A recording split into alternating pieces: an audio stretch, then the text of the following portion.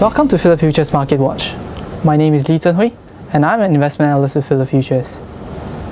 After slowing down for about 2 years, China's economic growth could stabilize in the fourth quarter of this year on the back of higher infrastructure spending. We are nonetheless not so optimistic of the pace of the recovery and expect the structural growth momentum to be lethargic. As the Chinese economic growth slows down and dipped below the official annual target of 7.5% in the third quarter of 2012, we see signs that the government is stepping up easing measures. The Chinese authorities announced in September that it has approved numerous infrastructure projects amounting to about 1 trillion renminbi.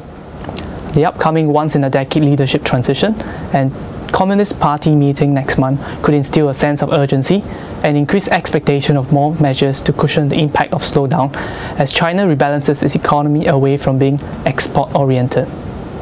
The latest inflation reading hovers around 1.9%, which is below the target of 4%. This gives the People's Bank of China leeway for further bank reserve requirement ratio cuts, but not interest rate cut. This is because an interest rate cut could risk rekindling the property bubble and erode bank profitability. While overall economic data continue to paint a mixed picture, some of the recent data suggests stabilization of the economy.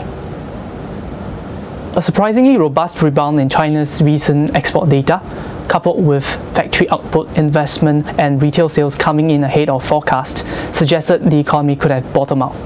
Export growth increased sharply to 9.9% year-on-year in September, up from 2.7% in August.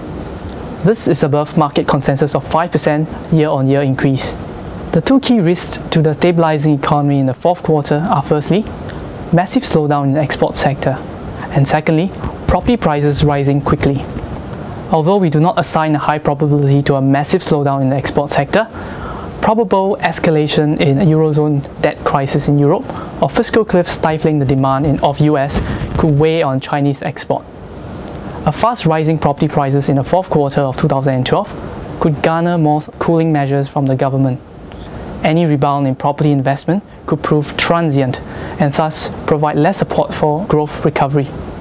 The performance of Chinese stocks has been lackluster this year, as investor confidence and earnings expectations decline together with weak macro data and political noise. A stabilizing Chinese economy could see equity prices bottoming out.